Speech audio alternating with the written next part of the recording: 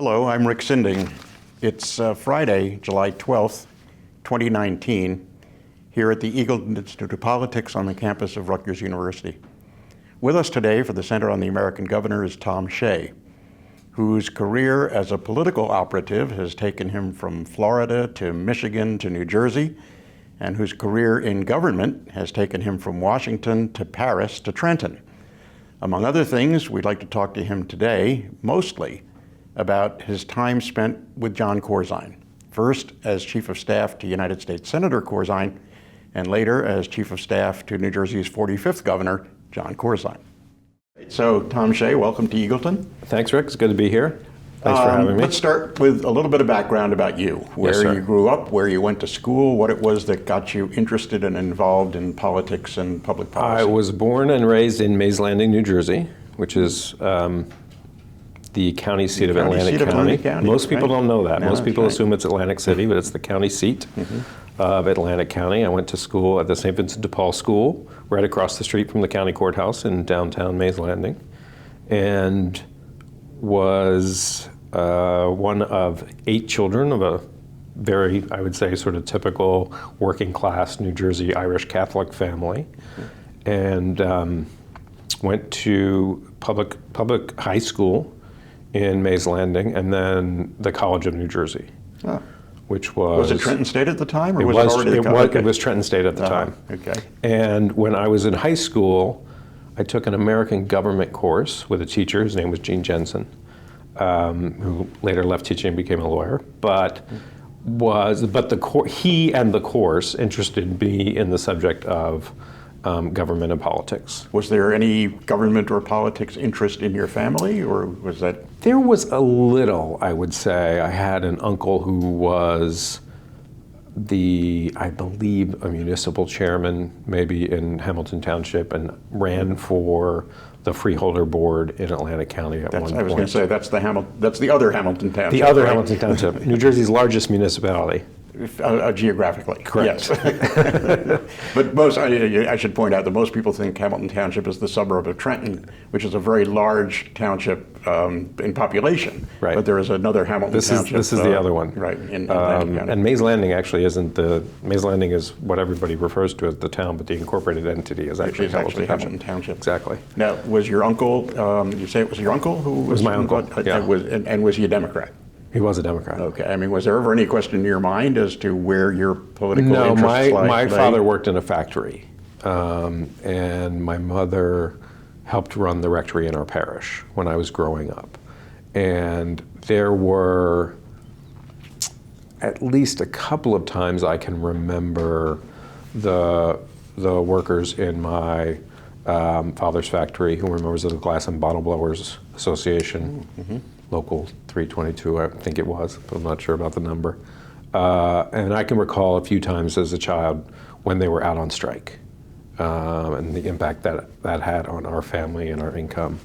So it was pretty well, I think, baked into the cake from a fairly early age.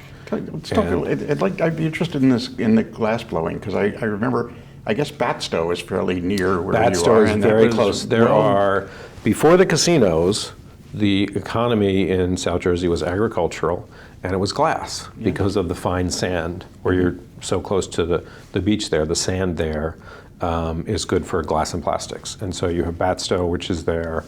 Wheaton Plastics, which is where my father worked, was there for decades in Mays Landing, and as well as in Millville. And you can still, I believe, go to Millville and see glass being blown by hand in one of the historic villages in Millville. So that part of the state, glass and plastics were one of the primary economic drivers of that region for a long time.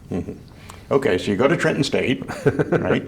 And yes. And did you study politics? I majored in political science. They had, if I recall correctly, they had a couple of different concentrations within the political science major, and I majored in political science, public administration, with a minor in economics.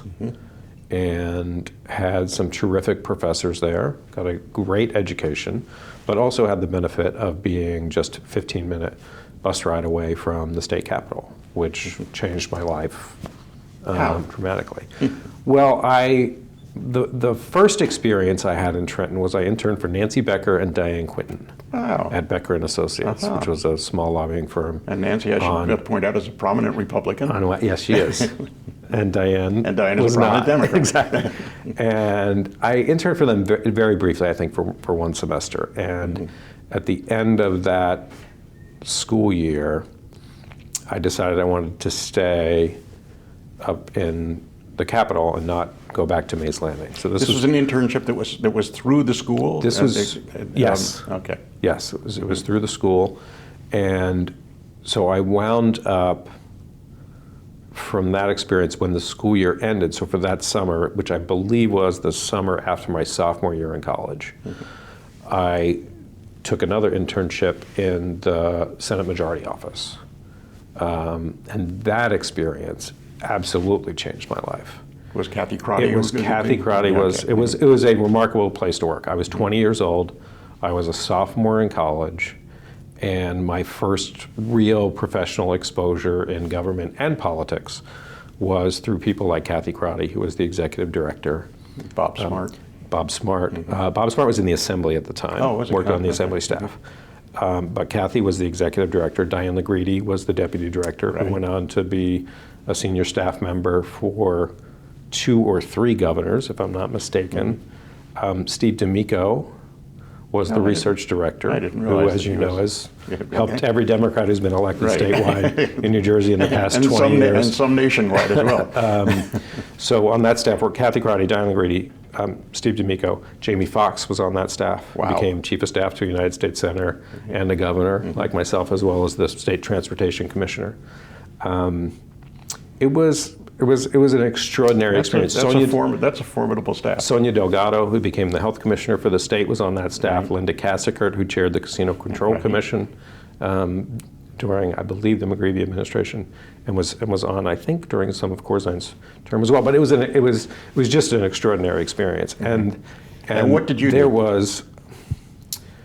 I was Jim Mannion's intern, and I delivered press releases. Communications. I delivered press releases on Press Row.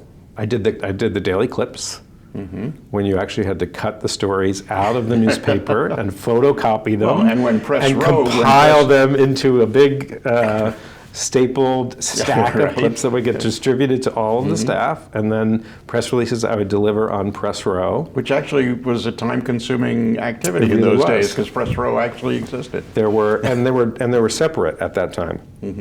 I apologize. Sorry. Right.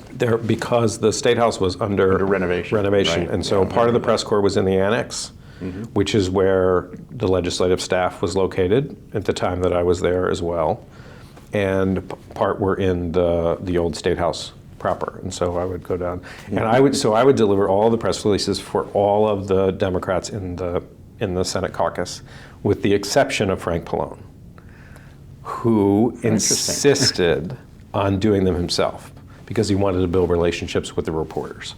So it would be Frank Pallone and I toddling down Press Row, dropping our releases in the baskets on either side of the corridor. I don't know if you remember that. I vividly. Well, I vividly remember it for sure. Having been on both the receiving end and the giving end of those. So that was the first thing that I did, and then I was promoted to answering all of John Russo's correspondence that came into him. He was the Senate president at the time. And I did that for a while. And ultimately, after I graduated from college, I graduated on a Friday. And so I was there for 2 years during college in the Senate. And which was... Working like part-time Mondays and Thursdays on legislative days, or doing internships, or how did that work? Almost full-time, I would right? say, and it worked a couple of ways, because both the College of New Jersey and Kathy and the Senate were extremely accommodating. So I actually worked quite a bit in terms of the number of hours I worked during a given week. And one of the ways I was able to do that was that for any semester that I was there, which was probably at the end of the day 4 of the 8 semesters of my college experience, I received 6 credits of either internship credit or cooperative credit. And so I would work at least as many as 20 hours a week for those 4 semesters, and probably more sometimes.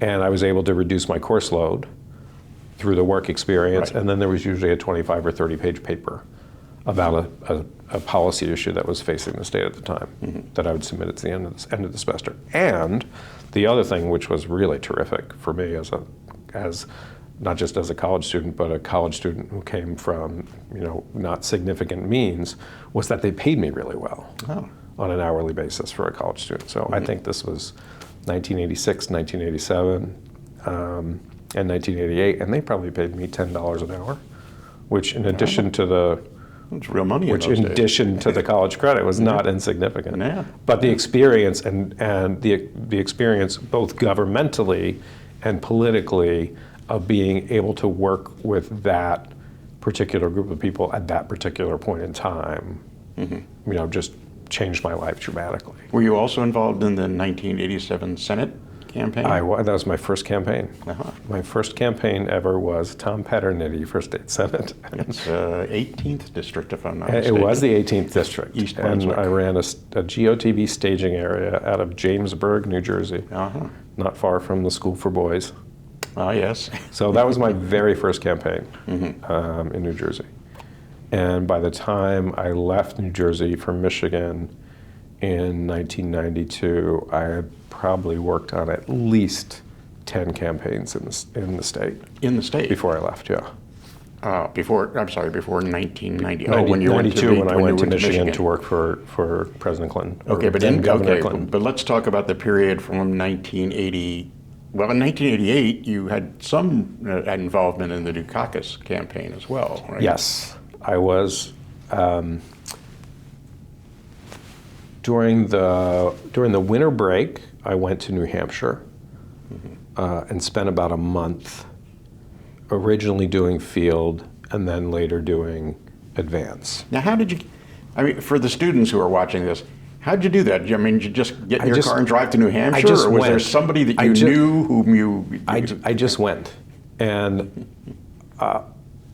a former colleague of my former boss of mine, who I had worked with in the Florio administration, called me recently and said his son was trying to get involved with a work campaign for president. And who did I know, and could I send a resume? And I said, I know a couple of people. I'm more than happy to do that, and I will forward it along. I said, but tell him if he has the financially he can do it, just show up. Just show up. And I gave similar advice to a much more senior person who wanted to get involved on a communications basis, and she does have the means and the wherewithal to do that. I said, just show up and just start the job that you want to do. Just start doing it. And that's what you did. Drove up to New Hampshire, went to the Dukakis headquarters. I just showed up. I'm sure I knew somebody because I'm sure I knew somebody because John Russo, for whom I was doing these internships at the time, was the first Democrat in New Jersey to endorse Dukakis for president. So this was during the primary in 1988. Yeah. So it would have been the winter break between fall of 87 and spring of 88 semesters. But yeah, pretty much I just showed up. Threw yourself into it. And I was doing field. Okay. And a woman named Dee Dee Myers came through, and she was planning an event. And at some point in the conversation in the headquarters, she asked me if I would go help her look at a site. And I spent the next couple of weeks doing advance, rather than what I had gone to do, which is field, which was what I had done a couple of times by that point in New Jersey. Oh, I see. So you already had some experience, some field experience. Which is what I went there to do. Get out the vote and that sort of thing. I see. Okay. Exactly. Did they pay you? They did not pay me. But then, during the general election, I was the director of surrogate scheduling in the New Jersey campaign. Explain what that means. Well, so the campaign, the candidate's time is one of the most valuable resources you have in a campaign, obviously. New Jersey originally was on the list of targeted states, and Doug Sosnick was sent here as the state director to manage the Dukakis campaign. And so initially we got a pretty good roster of surrogates to come in and speak on behalf of Governor Dukakis, to campaign on behalf of, so his daughters, Andrew Dukakis came, John Dukakis came, Olympia Dukakis was a surrogate that we used quite a bit. Bruce Babbitt, so. Governor Babbitt came in. There were a number of national surrogates who came in, and so my job was to coordinate their schedules around the state, work with the local elected and political leaders, and come up with proper venues for them to go and speak. And were you also still working in the state Senate office at that time? I took a leave of absence. Okay. I took a leave of absence. All right.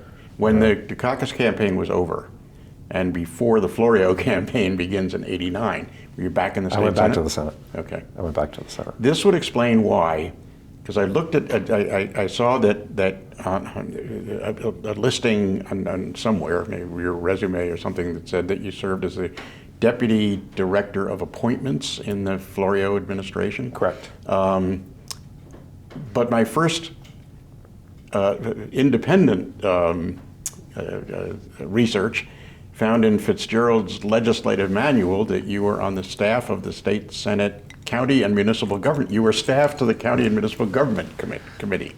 I left that out. So at some point after I graduated from college, I think I was, upon graduation from college, I was probably still doing a lot of the Senate President's correspondence. But then once I graduated from college, I was also assigned to be the Senate staffer on the, I think it was the State and Local Government Committee. Okay. So I staffed Carmen Orecchio on the State and Local Government Committee for a while. Okay. Were you involved in the Florio campaign? I was. In '89. And I was involved in the coordinated campaign. Okay.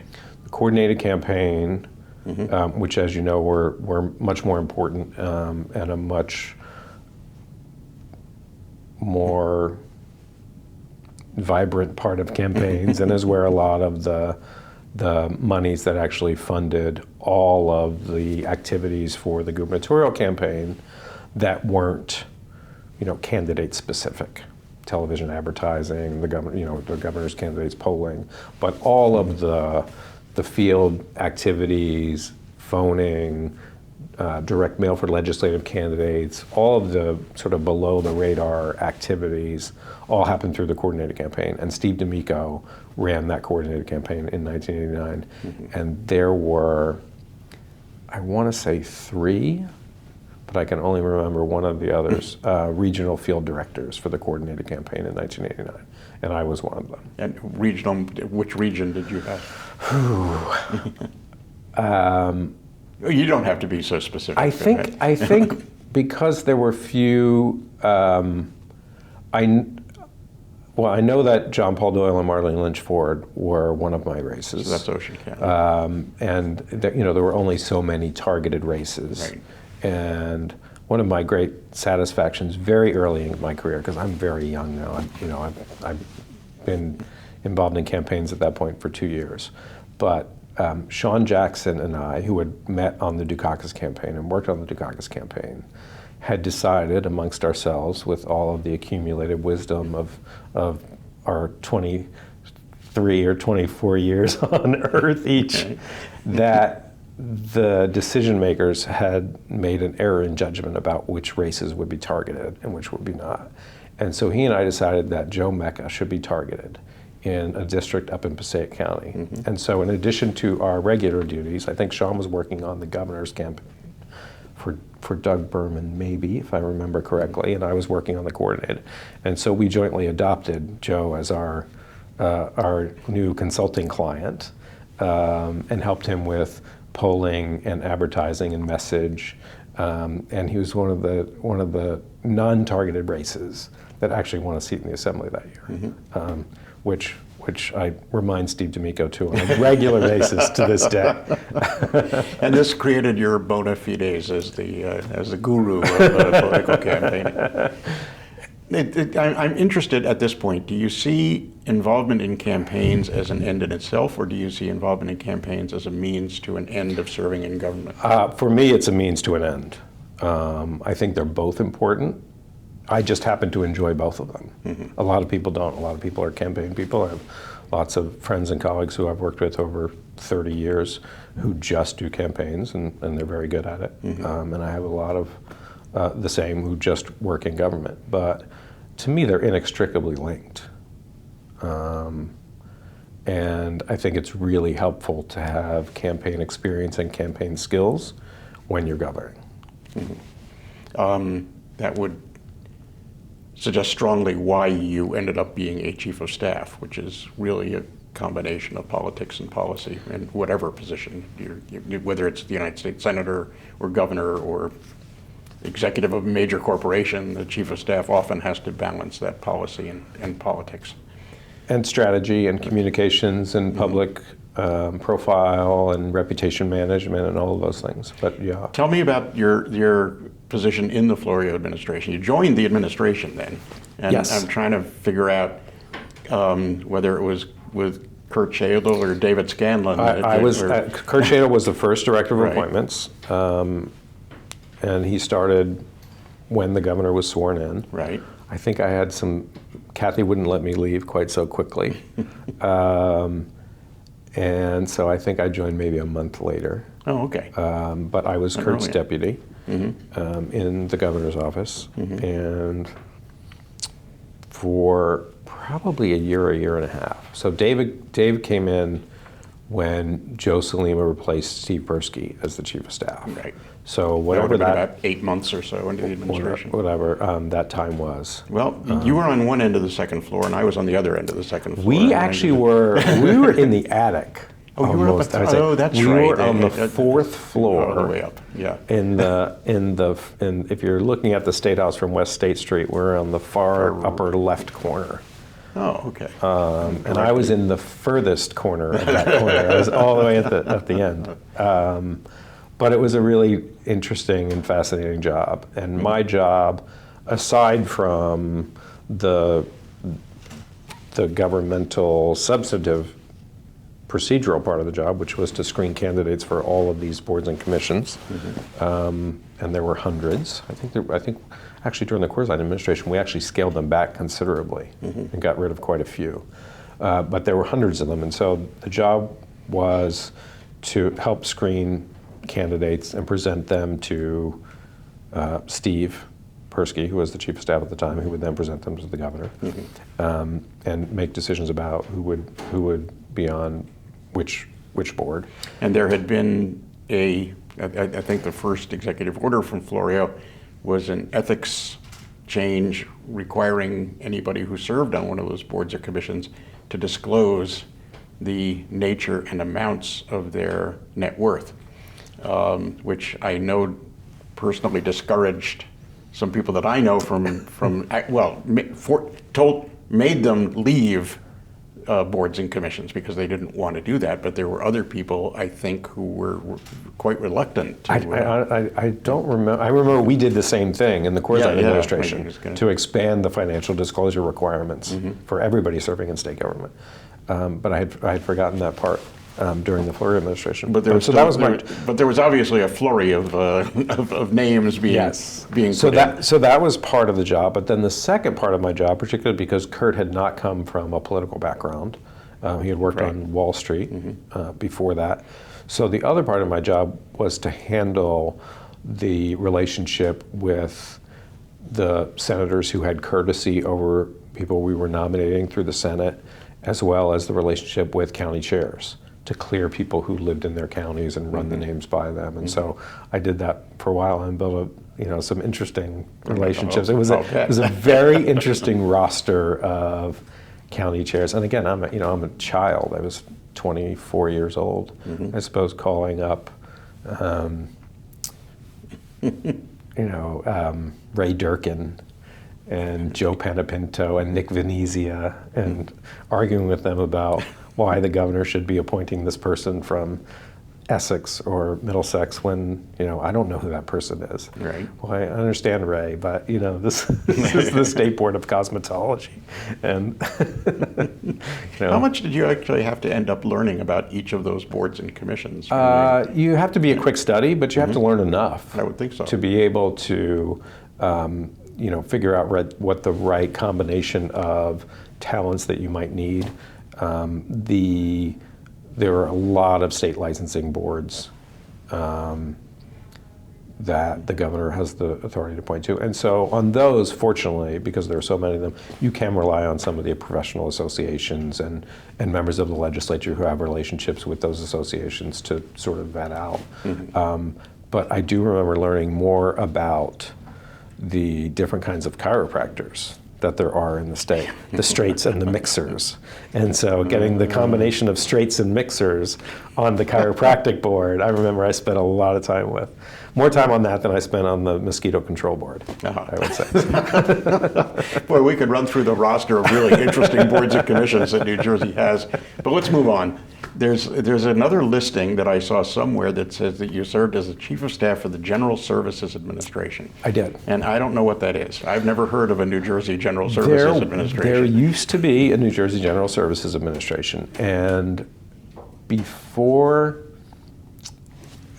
when Joe Salima came in as Chief of Staff and wanted to have his own person in the appointments office, which turned out to be Dave Scanlon, they asked Kurt to be the administrator of the General Services Administration. Wow. And I'm trying to remember who his predecessor was, but Was it was this somebody. part of the Governor's Management Review It Commission? it was part of Treasury at the time, and it had several divisions. The real estate division of the state was housed inside the GSA. Purchase and property was inside of GSA. The state motor pool was housed inside of GSA. So it was a pretty big component of the Treasury Department, but that all centered around the logistics, the mechanics of state government. Wow. And Kurt was the administrator, and I was his Chief of Staff. And I did that for about a year, I think, and then I left from there to go to Michigan to work on the Clinton campaign. I see. So you were working for Doug Berman? Yes. Yeah, who was treasurer at the time. Yes, he was. Okay, all right, so out to Michigan. You're back on the campaign trail.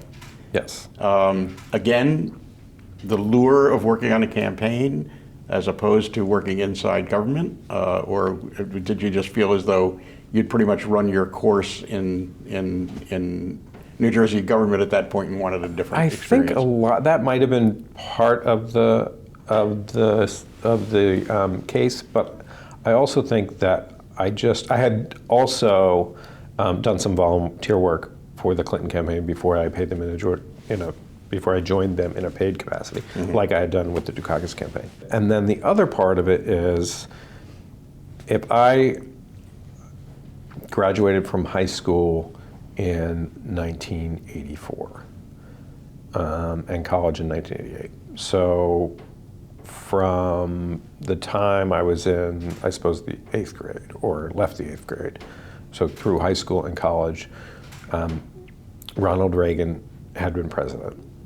And then George Herbert Walker Bush, his vice president, succeeded him as president. So for the 12 years that were sort of the formative years of my life, so the time I was 13 till then, 1992, I had known nothing but Republican presidents. And I don't know if you remember, Rick, but when you're that age, 12 years is a really long time. So it just felt to me like we had had Republican presidents forever, and we were going to have Republican presidents forever if we didn't win this particular race. And it was because, I think there was this sense among not just the media, but Democrats nationally, that the Democratic Party had been pulled a little bit too far to the left, which was making it difficult to win national elections.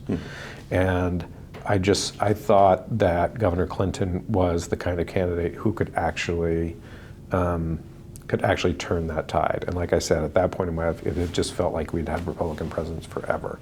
And So it was just something I wanted to be a part of and be involved in. There was tremendous energy around that campaign. I don't know if you remember, I but do indeed. before, the Obama campaign was obviously a sensation. But there was a tremendous amount of energy around Bill Clinton as a presidential candidate in 1992. I remember the electricity in the crowd at the Meadowlands on the night before the election. And it only increased when he chose Al Gore, and you had these two young Southern Democrats leading the ticket. So I was just excited by it. I wanted to be a part of it. And so I just packed up everything I owned in a Chevy Cavalier, and off I went. And why Michigan? That's where they sent me. Oh, okay. All right, and so you're successful in 1992, and then you join the Clinton administration Yes. in a very, very interesting capacity, seems to me. You went to the State Department. Actually, I don't want to take up too much of your time. This is sort of an interesting story. So my first job in the Clinton White House was essentially the same job that I had had in the Florio administration. I handled all of the appointments to part-time boards and commissions of the federal government. And during the transition, I came to Washington like every other staffer from around the country. There were hundreds, if not thousands of us that poured in from around the country, looking for these elusive White House jobs. And they told me they wanted me to go to the inaugural committee and work on list management for invitees to the inaugural. Okay. And I thought, that doesn't really sound like anything I want to do with my life, even for the next 3 months. So it came to my attention at some point early in the transition that there was nobody in the entire transition who was focused on these part-time boards and commissions. And since I had experience doing it in New Jersey, for a governor, for an executive, I thought, I'm just going to do it. So I put together a memo to one of the most senior people I knew from the campaign who was in the transition, explaining what a missed opportunity this was for the transition and how I would manage the process to prepare the incoming president for managing this.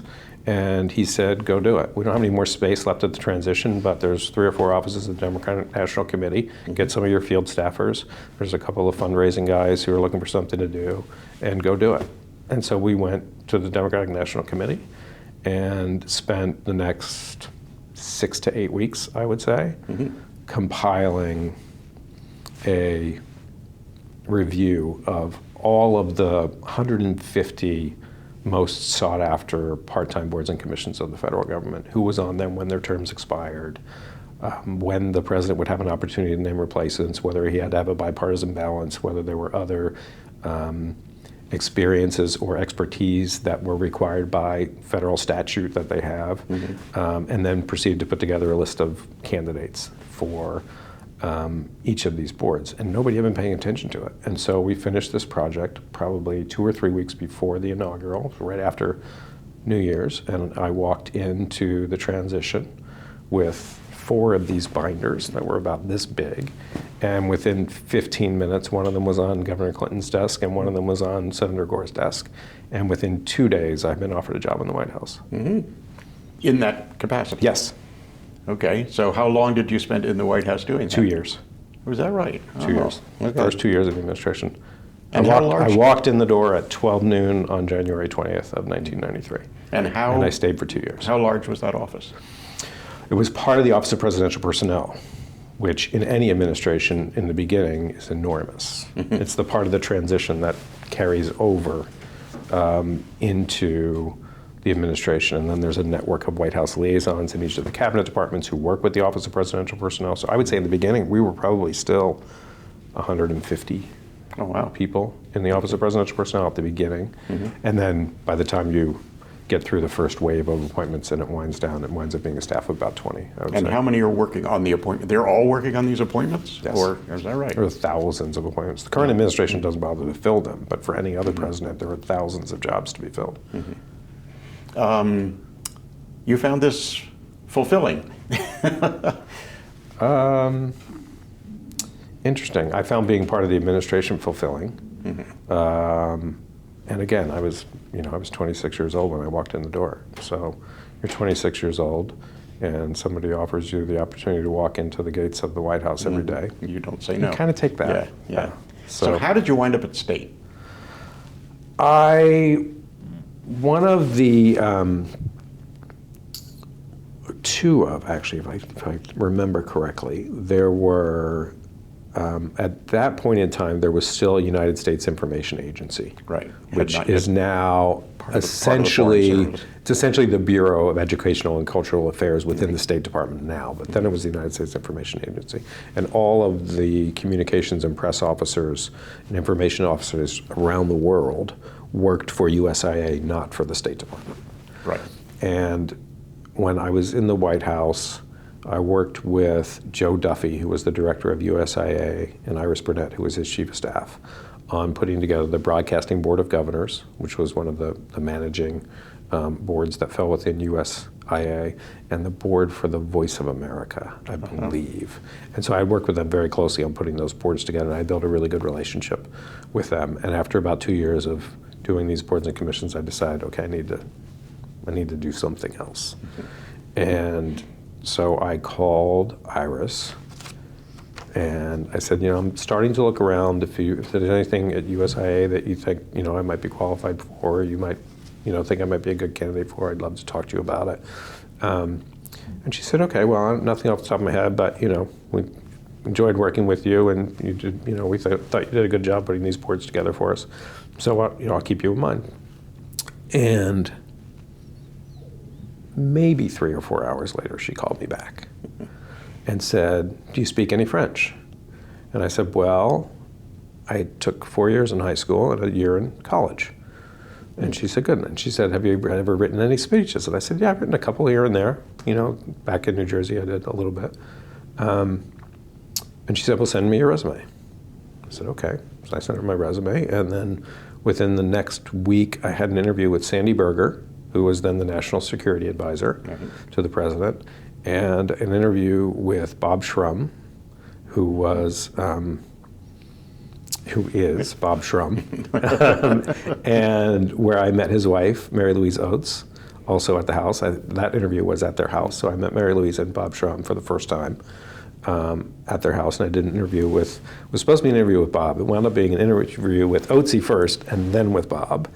And both Sandy Berger and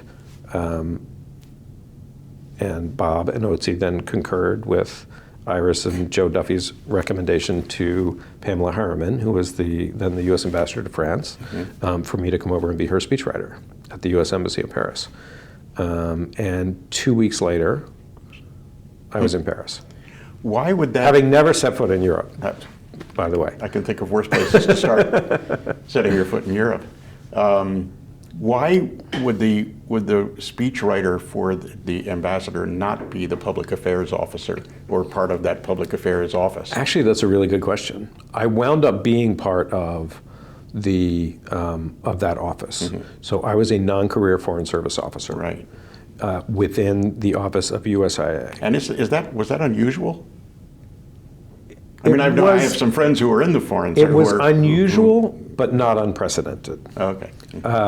And I wound up having my relationships with the career folks wound up being as good as my relationships with the political folks, because they had, at that point, this is now 2 years into the administration, and she was nominated and confirmed fairly early, so she had been there close to 2 years. She was a fascinating character in her own right. She was indeed, and she had been through 3 or 4 speechwriters up until that point.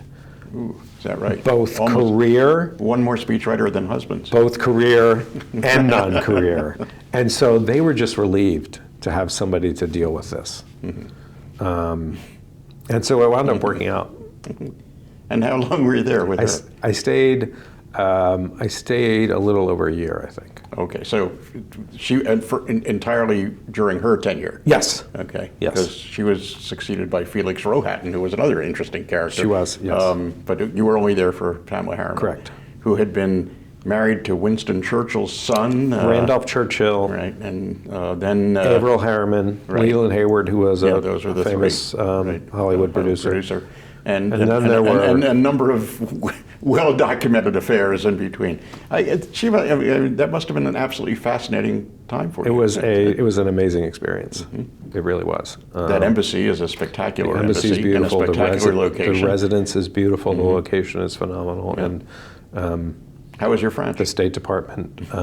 Right now, it's terrible. Terrible.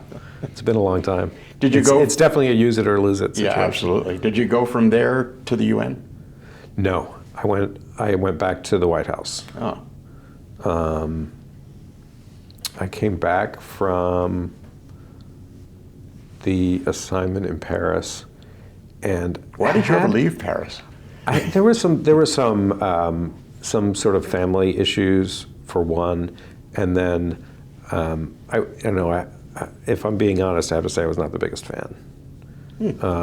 And working for people that I have a lot of respect for is kind of important to me, and so ultimately it just didn't seem to be the right place for me to be. So I came home. Okay.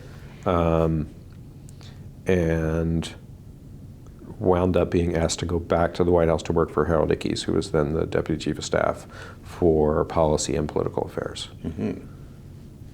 Maybe one of the most interesting jobs I've bet. had. Certainly at the federal level. What did you do? I was his special assistant, and so his life, because he was so close to the president, consisted, and because of the role he had in the White House, his day-to-day job involved a lot of people whom either he or the president knew, coming to him and asking him to fix a problem for them. I have this problem with the Department of the Interior over this decision, or this problem with this agency over this regulation.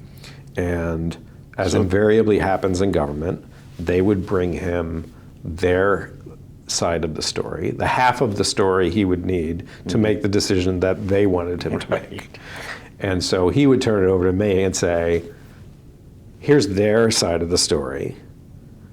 Go find out the rest of the story for me. Mm-hmm. Figure out what the choices are, what the policy implications of each of those choices are, and come back to me with a recommendation about what we should do. It was a great job. This is your introduction to crisis of the day management. Exactly. There was a lot of that. Yeah.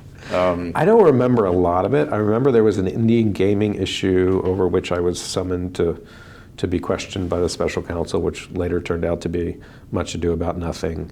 And then I remember there was the issue of whether or not to delist the celebrated leaping frog of Calabasas County from the endangered species list. And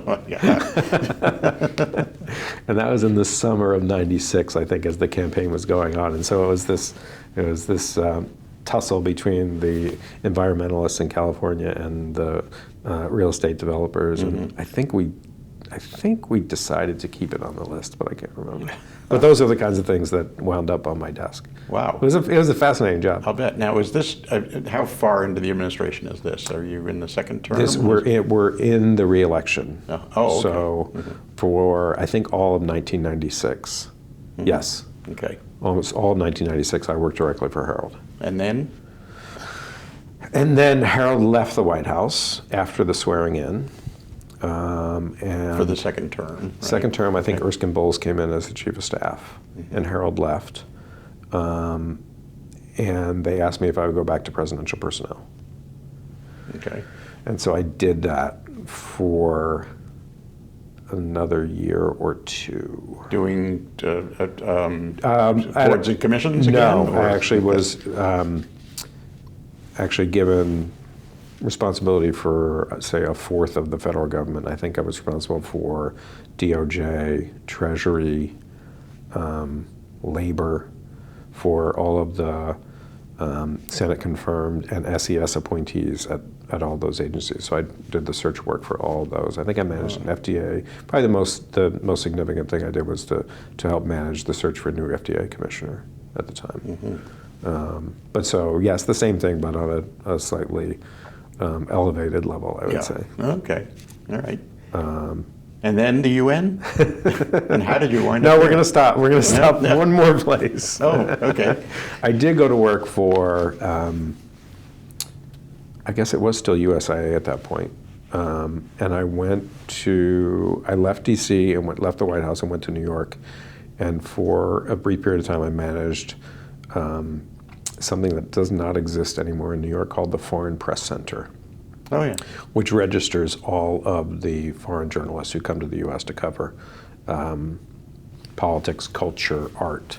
And we were basically a resource for them to point them in the right direction, people to talk to for stories, and then we would organize different tours for them around the country. Cultural affairs. So we took them, I took a large group of journalists to New Hampshire to cover the Democratic primary in 2000.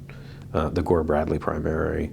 Took a group to cover the Humana Festival for New American Plays in Louisville, Kentucky. That sort of thing. Yeah. It was a fun job, but not particularly purposeful. It sounds like a lot of fun. It was a lot of fun. And in the course of doing that job, the president had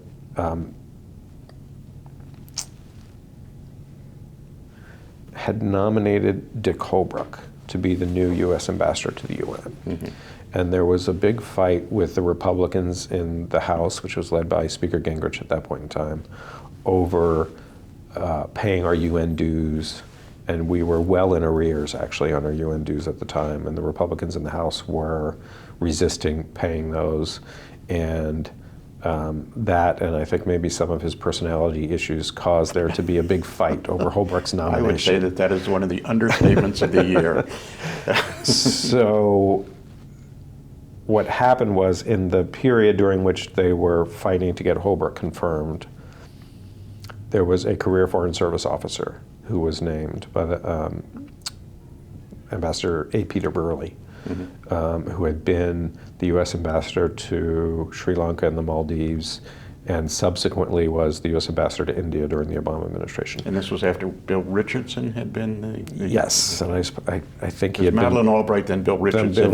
Richardson had been nominated and confirmed to be Energy Secretary, and Holbrooke was then nominated to replace him. But they couldn't get him confirmed. So Ambassador Burley was the charge d'affaires for a year during that confirmation fight, and I was his director of communications and spokesman while he was there. So this is the second time that I was a non-career Foreign Service officer and worked actually for a career Foreign Service officer in both instances. Right, and in this case, you're actually, I mean, the ambassador to the UN is obviously at the same ambassadorial level as any ambassador to a country. Correct. So you're doing the same job, but on home turf.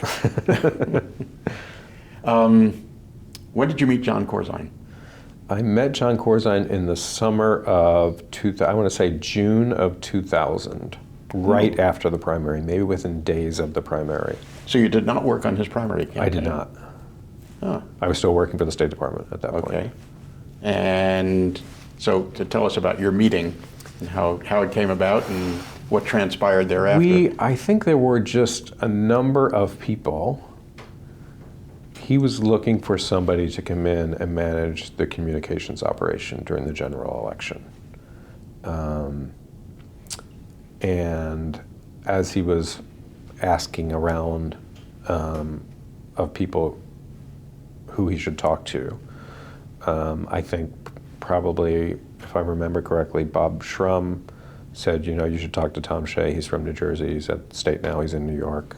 Steve D'Amico, I think, put my name. So I think there were a number of people. I think Steve D'Amico, Bob Shrum, Senator Torricelli, Jamie Foxx, who all had my name on their list. So my name came up on a bunch of different lists of people he was talking to.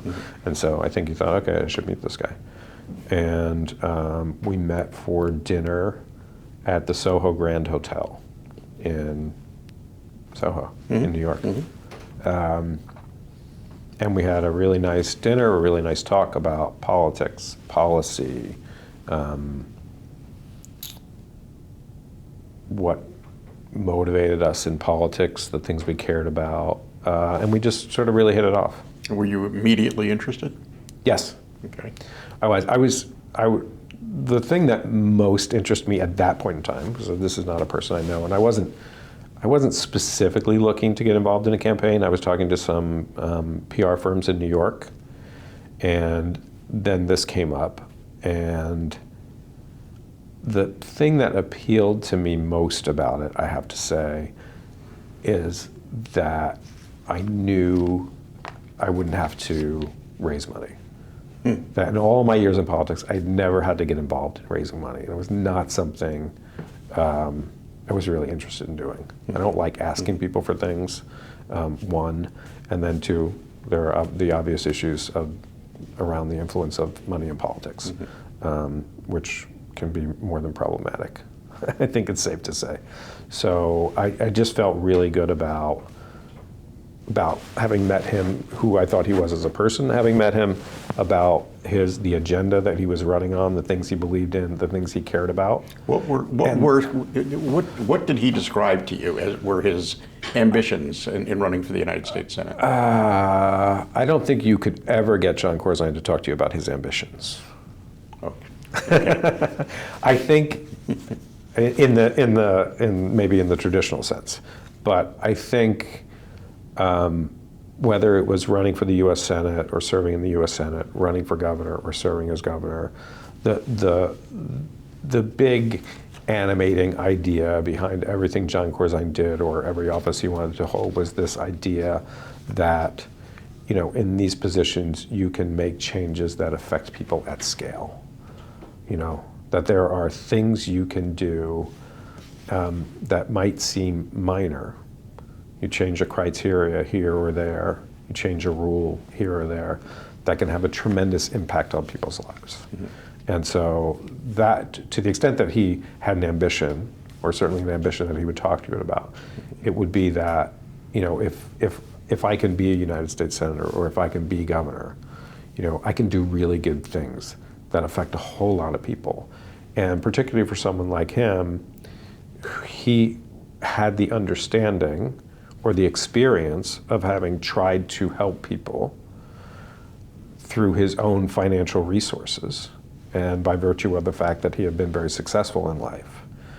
And so he understood the limitations of what you can do through charity or even through philanthropy. And he was motivated by the ability to make changes that could affect people's lives for the better in really big ways at scale. Do you think that he also at the time recognized the limitations on what one member of a 100-member Senate can do about those sorts of things? I don't think at the time maybe he did. You should have talked to Senator Lautenberg about what it was like to be a CEO of a major corporation and then find yourself on the backbench of one of 100 people. I'm sure he did. But it's one thing to have it explained to you intellectually, and it's another thing to experience it.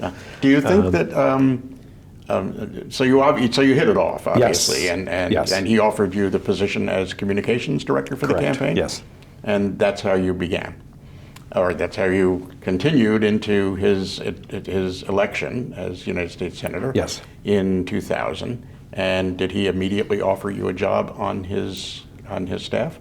Probably the next day. Okay. As chief of staff? Yes. As chief of staff. Why? Why you? I don't know. I mean, you're doing communications. I assume there was somebody else who was actually running the campaign. No. Yes, Christy Davis was the campaign manager who had been an aide to Winona Lippman prior to that. And then Frank Lautenberg, actually. She was Frank Lautenberg. After she left Winona's office, she was Frank Lautenberg's state director. And she was running the campaign. When the campaign started, I had sort of an interesting role. So I did perform the role of communications director and managed the communications staff and dealt with the press and all those things. But I did them all mostly from the back seat of a Ford Explorer crisscrossing the state of New Jersey with John Corzine. Because if you recall, during that campaign, both in the primary and then in the general, as a candidate who was just becoming exposed to politics and politics in New Jersey in particular, there were a few misstatements here and there from time to time during that campaign. That's very diplomatically put. And so, Obviously, those years in Paris and the UN helped you out here. and so we decided that maybe I should Accompany him? I should accompany him. And so, through the course of that campaign, we had built a pretty close relationship. And then we obviously had spent a lot of time talking and, about different issues. He got to see me under pressure. He was exposed to more of the experiences that I had had in other walks of life in government. And, but I think primarily, I think it was probably an issue of trust more than anything else. Uh-huh. And did you have any hesitancy about accepting it? I did not. Okay. I had less hesitancy about accepting the job as chief of staff in the Senate as I did accepting the job as chief of staff in the governor's office. Really? Yes. That's interesting. Why did you? We'll jump ahead here because that raises an intriguing question. Why did you have hesitancy about the latter? Because I had worked in Trenton before. So, unlike John Corzine, I knew what we were getting ourselves in for. Fair enough.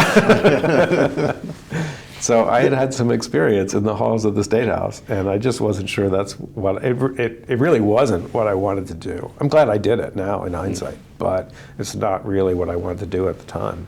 That's very interesting. And I had come off of, I left the Senate office in 2004 and was the state director for the Kerry campaign in Florida during the general election. Mm-hmm. And so Were you on a leave, or did you actually? I left. I left and resigned. And Heather Howard became the chief of staff in the Senate. Uh-huh. And as you remember, the McGreevey resignation, all of that happened right around the Democratic convention in Boston, if I remember correctly, is when it all started percolating. 2004, right. But so I wound up closing down the campaign office in Florida on the Friday after the election and flying to New Jersey for a Sunday night meeting for my next campaign. Because at that point Corzine had determined. I think we were I think that was the meeting where we were deciding. Had you and John Corzine ever discussed before the McGreevey resignation his desire to run for governor?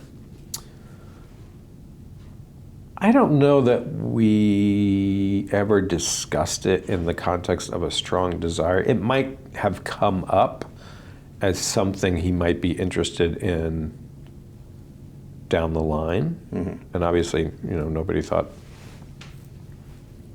there was going to be an opening in the position anytime soon. Well, Dick Cody would argue that there wasn't an opening in the position, and we'll get to that in a minute. One other question I wanted to ask you about specifically about Corzine's Senate career. Some folks, and including his admirers, have suggested to us that John Corzine was more temperamentally suited to be a U.S. senator than to be governor. That his management style, his low-key, conversational, friendly approach to getting things done, was perfectly suited for the deliberation and the deliberative body of the U.S. Senate, but that it was not the temperament that a chief executive required in government. What would be your comment? I would have to disagree with that. I would say, first of all, the definition of getting things done in the United States Senate versus the definition of getting things done as a governor are two entirely different things. Mm-hmm. I often tell people that being the chief of staff to a United States senator might be one of the easiest jobs I've ever had in my life. Mm. And being chief of staff to a governor is by far the most difficult job I've ever had in my life. They're very different. And so, Why is it easy in the Senate? because you don't have to actually manage anything, you don't have to run anything. Well, you have to run the office, but yeah. You run an office of 50 people with a budget of $4 million. And of course, that's not to say that you can't achieve really meaningful things in the Senate by, through legislation. I mean, obviously you can. Ted Kennedy's career is a perfect example. But you have to be there a really long time. And you have to get really good at your subject matter and the opportunity to have that kind of impact. Like Bill Bradley on tax reform, or Frank Lautenberg on smoking on airplanes, or transportation. Those things take a long time for the opportunities to present themselves, and then you need to be able to seize them. But by and large, the job is about public speaking, advocacy, whereas the job of a governor is, the New Jersey state government, I'm not sure what it is now, but when we were there, it was a $32 billion, 80,000 person enterprise. And I think if you look at the management of that enterprise and where there were problems when he took office that didn't exist when he left office, then I would say that that's a pretty strong argument that John Corzine actually was a really good chief executive. You could argue about his political skills if you want, as a politician, but not as an executive. I would disagree with that pretty strongly, actually. Oh, okay. That meeting that you had shortly after the McGreevey announced his resignation, and you began plotting, if you will, of whether Corzine is or is not going to run for governor, or do you think he had already made up his mind at that point that he was going to? I think he was pretty close. And did he reach out to you and say, "Hey, McGreevey just resigned. Let's sit down and talk"? There was no reaching out to be done. We hadn't, we hadn't lost contact at all in that time. Oh, okay. So, right. I mean, at that point we were. At that point, we'd known each other for 5 years. I'd been through one statewide race with him, and I'd been his chief of staff in the Senate for 3.5 years. So when you finished running the Kerry campaign in Florida, I mean, did you have any sense of what you would want to do next? I wanted to sit on the beach in Fort Lauderdale for a couple of months while I figured it out, is what I wanted to do. I most certainly did not want to be on a flight to Newark on Sunday afternoon. And longer term, did you have any sense, or were you thinking at that point maybe you're going to public relations or getting out of government? Or I honestly didn't think about it, and I'm not sure. To be honest, Rick, I think there was a chance, certainly, that John Kerry was going to win that election. And so it wasn't a foregone conclusion that he would not. Right. So that would have, in theory, presented some opportunities in Washington. So I'm sure I had that in mind at the time. And then I really, by the time, the election was on Tuesday, and was on a plane on Sunday, so I hadn't had much time to think about it, and it had been pretty. I think it was pretty clear to me at that point that I didn't really have much choice about what I was going to do for the next year of my life. Although back-to-back campaigns was really not what I had in mind. Right.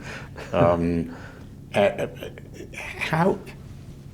It's very interesting. I mean, well, first of all, who was involved in that Sunday night meeting?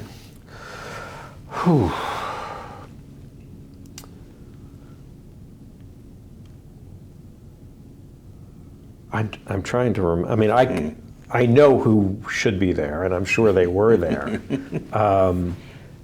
But I can't say with certainty because I don't remember the meeting itself. Okay, I'm sure Steve D'Amico was there. How large a group was involved in? I think it was probably 5 or 6 people. Okay. I'm sure Steve D'Amico was there. Bob Schrumer, Mike Donilon probably were there. Maggie Moran certainly would have been there. I remember a similar meeting in 2008 and 2009, maybe, about running for re-election. I remember everybody who was in that meeting. But the 2005 meeting is a little harder to recall. Okay, so you jump onto his campaign at that point, which begins essentially a year or so before the primary. When did he announce? Do you recall? I don't.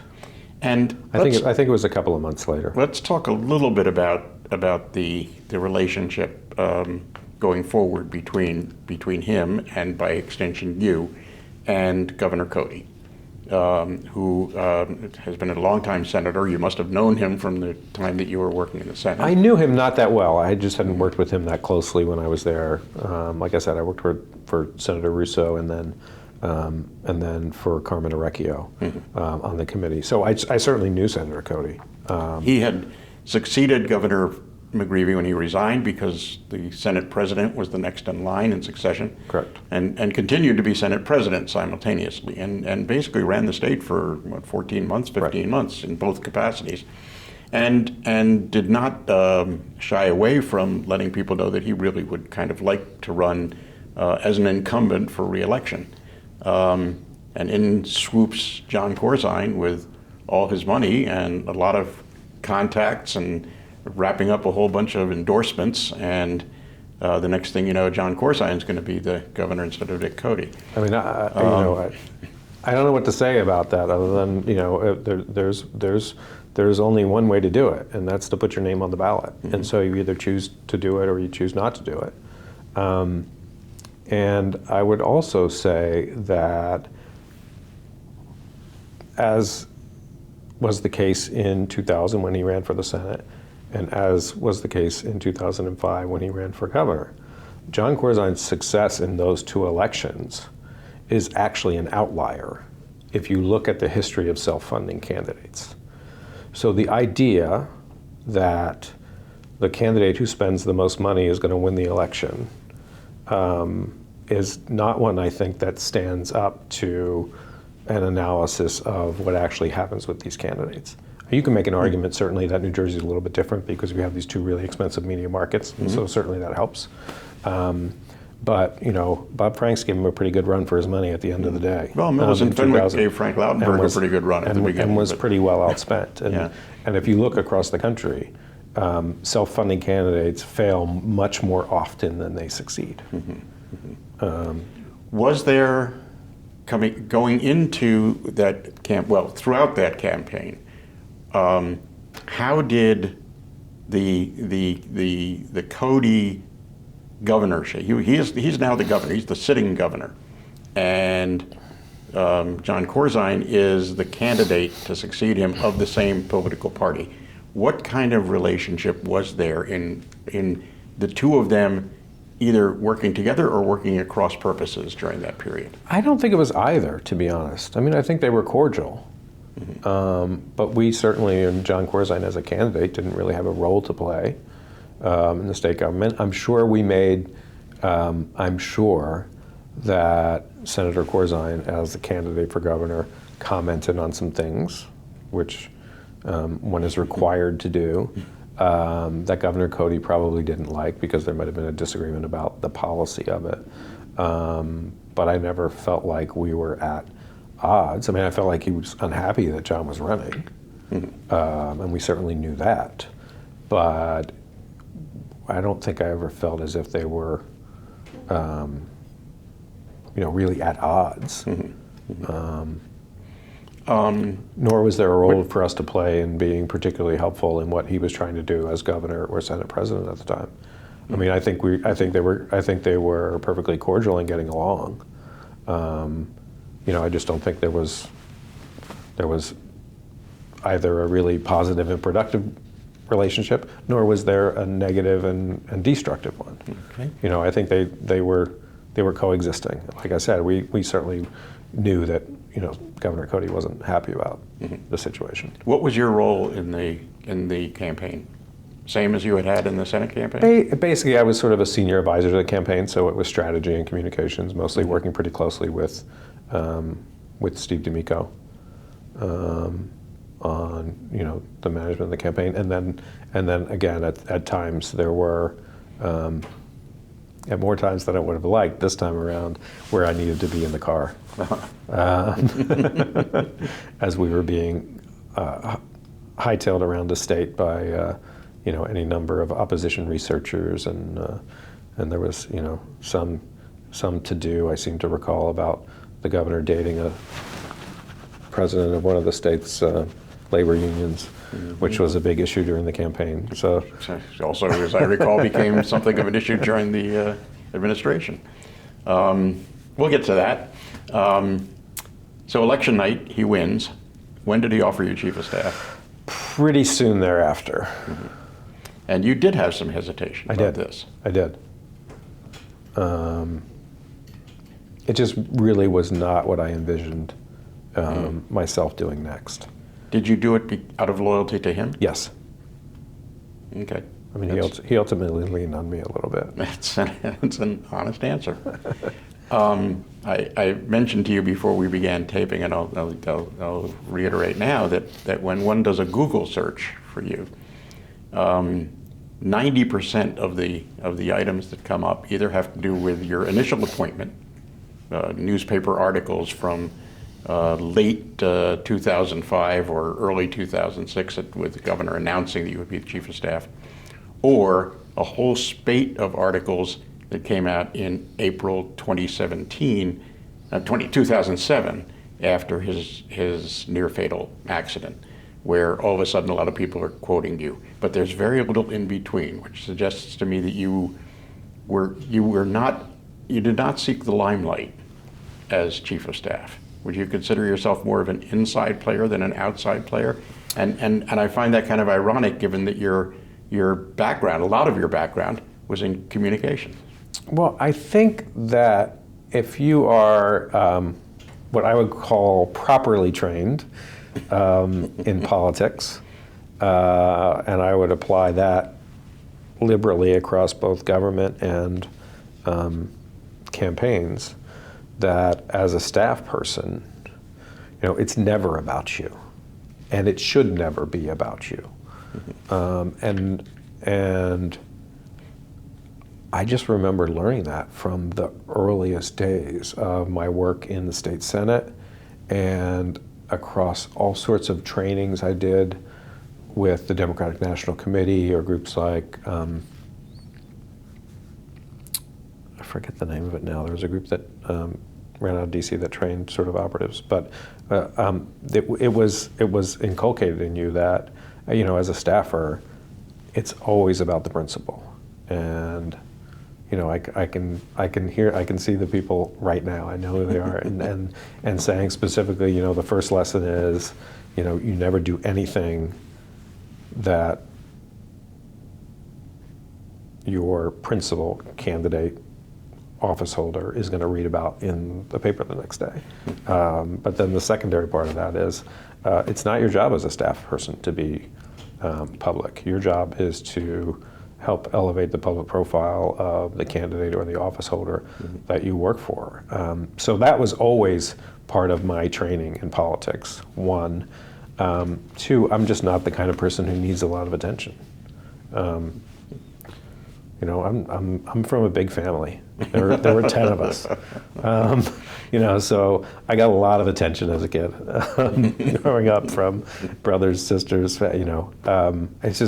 It's just not anything I've ever felt a need for. A lot of public attention or adulation. It makes me mildly uncomfortable.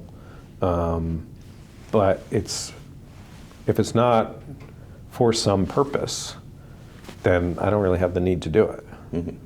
If it's necessary to accomplish what you're trying to accomplish, okay, that's a different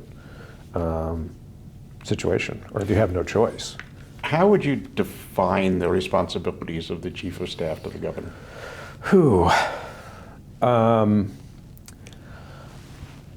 I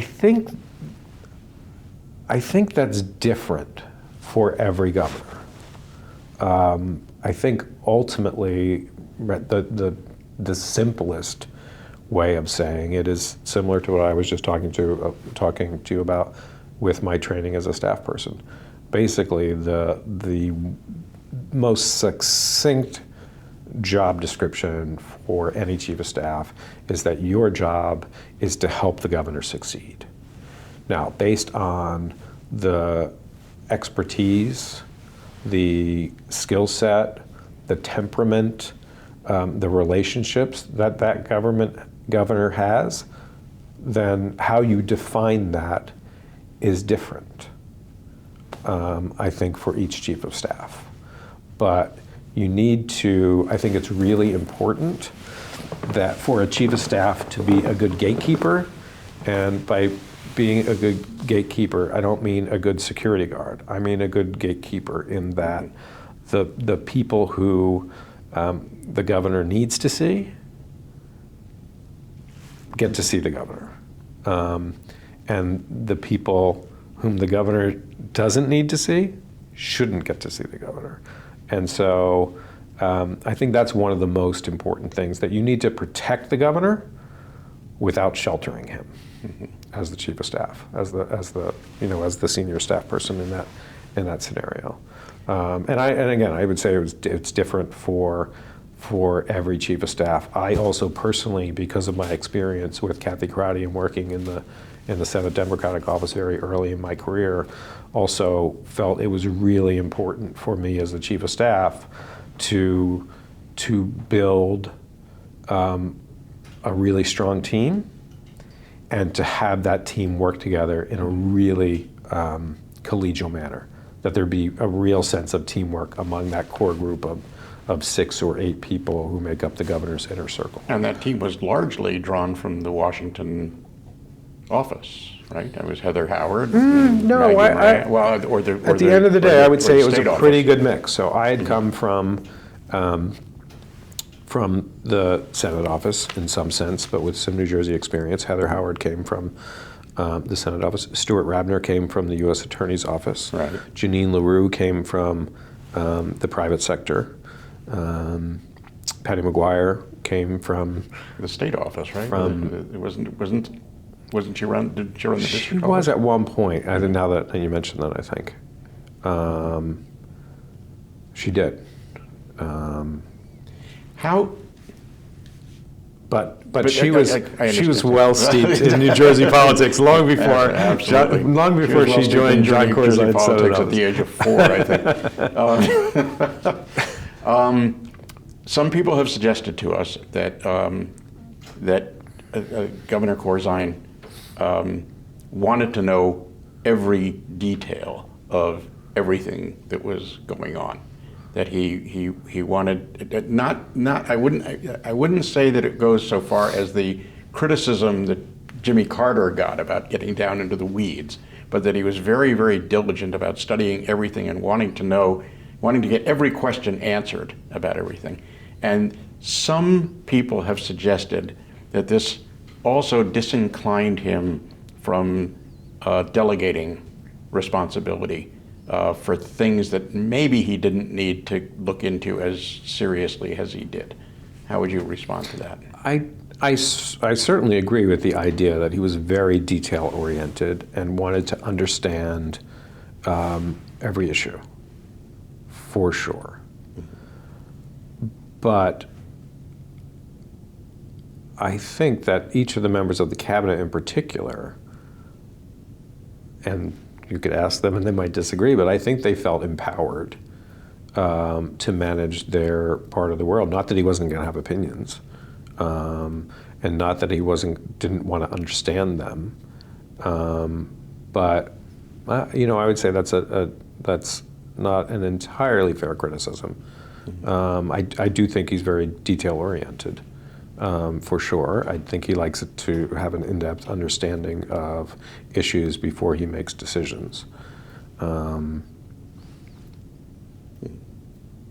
I think when he feels very strongly about something and feels that he's right, then he can be a little persistent. But I never felt like he was, taking a cabinet member's job away from them by insisting on, doing their jobs for them. I don't think that's a fair criticism. I'm not sure I've ever heard it spoken in that vein. I think it more has to do with the fact that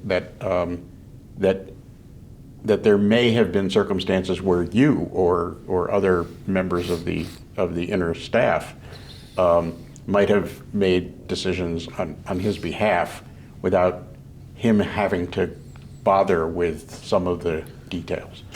I suppose that's kind of. I don't think it was because people were not getting answers, but maybe because people felt they weren't getting answers as quickly as they would. Well, in that context, I can only speak for myself, and I can say that I routinely made decisions on his behalf. Mm-hmm. He didn't always like them, but want to give us examples? I never felt like I was not empowered, and I think that's because that's because he trusted me. But I never felt like if there was something I thought I could make a decision on, either because I thought the decision was going to be better, or because I was trying to protect him from making the decision, I never would have hesitated to make that decision. And he would have lived by that decision that I had made. He would tell me if he had a problem with it, but he would live with it. Without you telling tales out of school, can you think of any examples where you had? I can think of, and this is where I can think of one example, and this is he wanted me to hire somebody, and this particular person had been recommended by someone whom I did not think it was appropriate to have with eyes and ears in his office, or with influence in his office. And he asked me about it repeatedly. And I just kept ignoring him. And he would ask, why haven't you hired this person yet? And I would change the subject and ignore, and this went on for a couple of weeks. And finally, he got a little irate with me, and he said, I told you need to hire so-and-so, and you need to hire him. I said, okay, I will do that. I will hire this person. But you need to make them your chief of staff. Oh, okay. End of conversation? End of conversation, yeah. Mm-hmm. Oh, interesting. So I don't know. Like I said, I can only speak for myself. Mm-hmm. But my experience was, and again, maybe it was because I felt like he trusted me.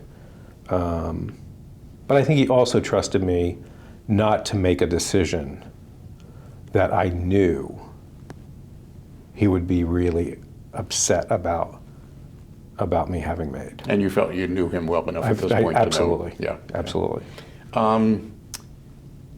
Might one of your hesitancies about taking the job of chief of staff had to do with the fact that you knew you were walking into a financial crisis? Yes. Okay. What were those first 6 months like, putting that budget together?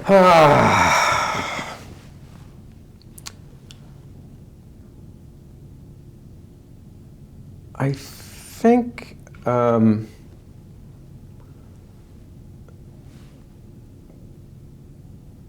that the choices you have to make particularly for someone like John Corzine,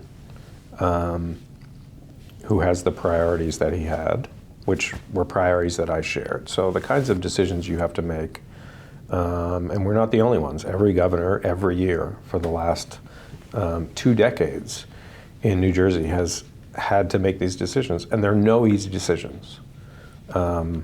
There is a sense, I think, among the public that, and I'm sure certainly when Governor Corzine was running for election, whether it was for the U.S. Senate or for governor, either time, if you asked the public, they would say, well, it's just waste, fraud, and abuse. If you poll this subject, waste, fraud, and abuse. Yeah. That's all the savings are to be found in the waste, fraud, and abuse. Well, yeah, of course there's waste, fraud, and abuse in government. There's also waste, fraud, and abuse in the private sector, and there's also waste, fraud, and abuse in the nonprofit sector. Right? Large enterprises comprised of human beings are large enterprises comprised of human beings, and they face a lot of the same challenges. But the fact of the matter is that the decisions that you have to make in these budgets are going to hurt people, whether it's hospital funding, reimbursed care, education funding. There are no easy decisions in these budgets. And even many of the items that people would call Christmas tree items or earmarks, sure, there's some things in there that you could probably do without, but there are also a lot of them that are really important to the constituencies that are served by those organizations. So there are no easy decisions. And so for us, it really was about just taking what we thought was a slightly different approach to the state budget from previous administrations. And we felt like John Corzine had promised the voters of New Jersey that he wouldn't just give them more of the same. And so the real challenge there was to come up with a budget that matched recurring expenses with recurring revenues. And so we were really focused on it in that way. But again, the hard part was figuring out where the cut's going to come from to make up this couple of $1 billion that you're missing. And how involved were you in that decision-making process, or was that primarily in Brad Albalow's? I think it was more on treasury? Brad. We would certainly be involved. I mean, there were certainly, we had I think a really good working relationship amongst the senior team and pretty good coordination. So while Brad was absolutely primarily responsible for helping to define the choices and make sort of a first crack at that, the governor would have a strong opinion about his first draft, but we also would discuss it amongst the group of the senior staff on a pretty regular basis. Yep. So we were all pretty involved, with Brad obviously taking the lead on it. And interestingly enough, despite whatever hard feelings there were over the governor's race, Dick Cody and the senators were pretty much on board with this. It was the assembly where you had your greatest difficulty. Yes. Why? Well, there were a couple of factors, I think. One, there had been a budget fight the previous year between then Governor and Senate President Cody and the Speaker over similar issues. And I think at that point, if I'm not mistaken, Governor Cody had considered raising the sales tax as well. He ultimately decided not to do that. But there had been a fight the previous year, which was a Senate Assembly fight and also possibly a proxy fight around the North-South split in the state. And so there was... The Speaker was Joe Roberts from Camden? Correct, yeah. And so there was that issue that was a carryover from the previous year, which I think was to our advantage, because I don't think Governor Cody wanted to take the side of the South in what he thought was a bit of a political power struggle or fight. He's very forceful on that subject himself, so I'll let him speak for himself on that particular subject. But you ended up in a situation where the Assembly did not approve a budget by the June 30th deadline, and the government closes it down. Now, as Chief of Staff, you must have had enormous responsibility for making decisions about what happens when a government stops functioning. How did you go about dealing with that? Well, I think, first of all, we had a really strong senior team. So I had 3 deputy chiefs of staff. Maggie Moran, who was responsible for all of the operations and sort of cabinet affairs for the administration. Patty McGuire, who dealt with the legislature and politics vis-a-vis the legislature, and then Jeanine LaRue, who dealt with outside constituencies, the general public, sort of a liaison, and dealt with sort of politics in that sense. But so we really approached it sort of as a team, and Maggie certainly took the lead in helping make sure that cabinet agencies were prepared with plans, shutdown plans, and what were essential services that needed to continue, and all those sorts of things. And really, it was my focus was more on the strategy of this, the strategy and the communications and the profile and the negotiations with the legislature over this budget.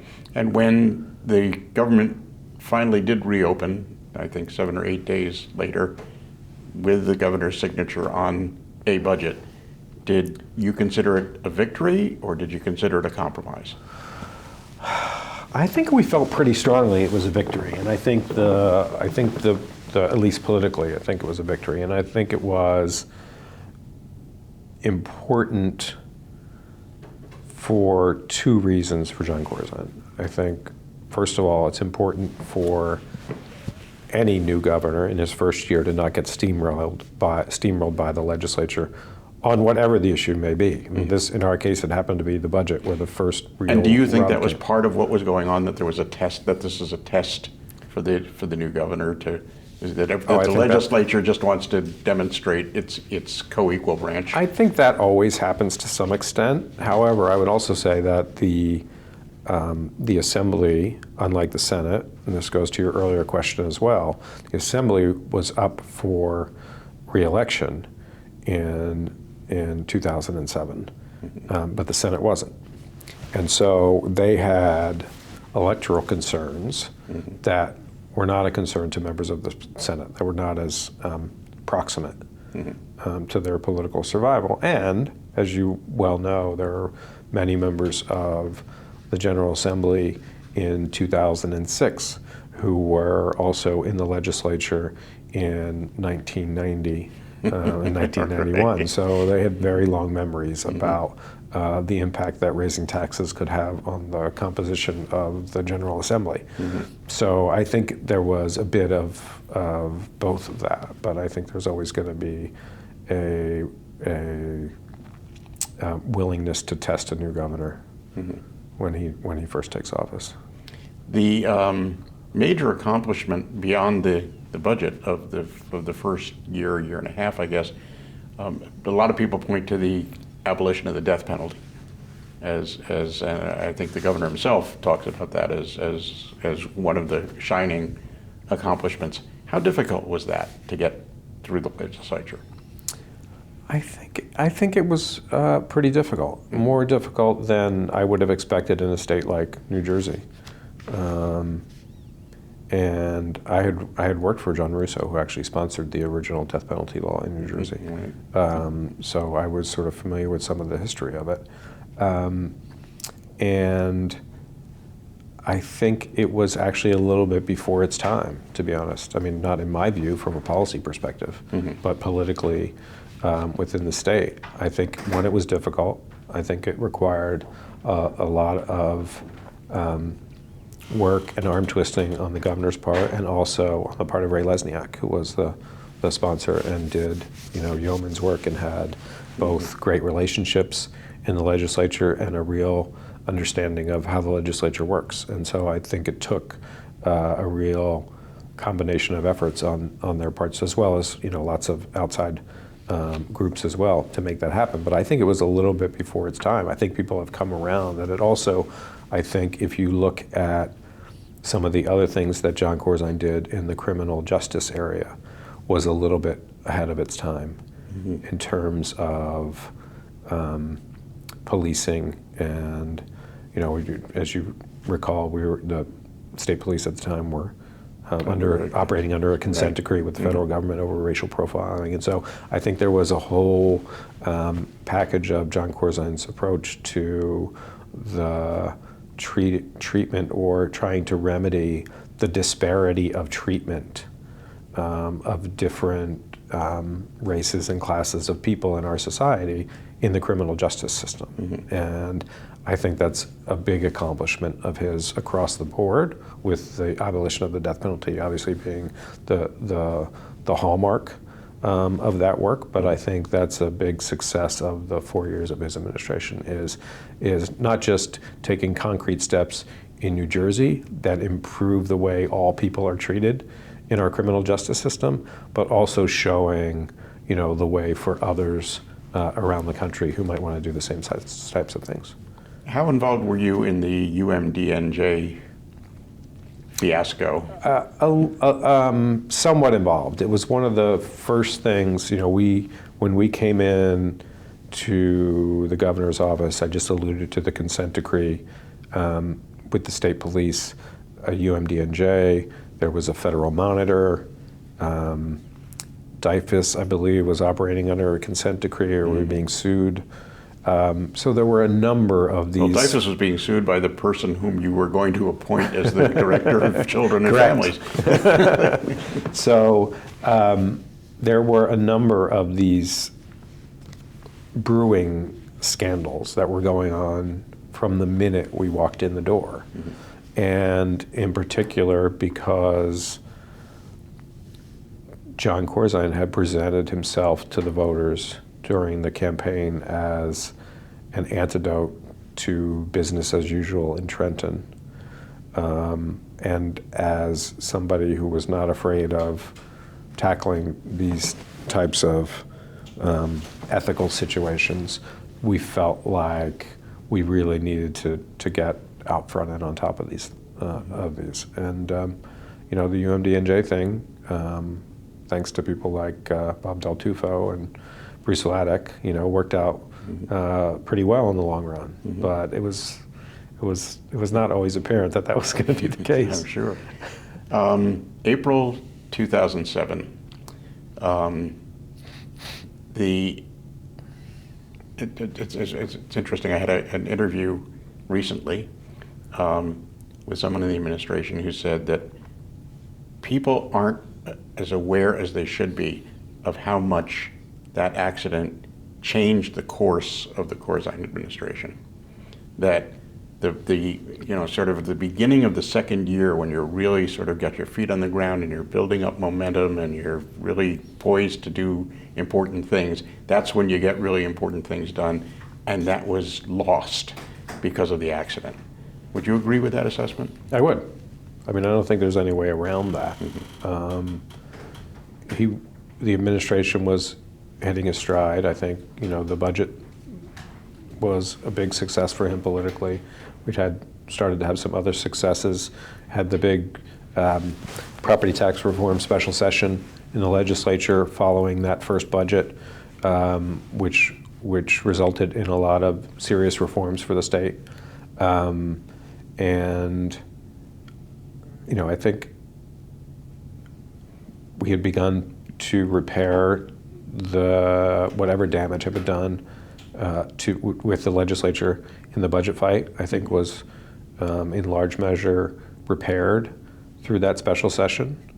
I think from a political perspective, it gave members of the Assembly something that they thought they could take to the voters and run on in 2007 after the budget fight. So I do feel like the governor has a near-death experience and winds up in hospitalized, and it takes a long time to come back from that physically and to be at full strength. Yeah. There seem to be two different sets of opinions about who was in charge after the governor's accident and before he returned, whether it was then Senate President acting Governor Cody or whether it was you. I'm not sure where you got that. I mean, I would say that Governor Cody was the governor. There's no question about that, and I think he did, a terrific job using his experience in the position to sort of step in and reassure things, and to continue to be governor. And there were certainly things that he did as governor while he was in that capacity. I think there was about the time of the Virginia Tech shooting, and I think he had either a large public event or some proposals around that in particular. I seem to remember. I'm not sure why that jumps out at me. But having said that, so I feel like he very ably stepped in and assumed the role of governor, but I don't feel like he tried to meddle in cabinet affairs, for example, or in the inner workings of the governor's office. Mm-hmm. So maybe that's what you're hearing. Did you feel that he did? I didn't feel like there was a conflict. You didn't?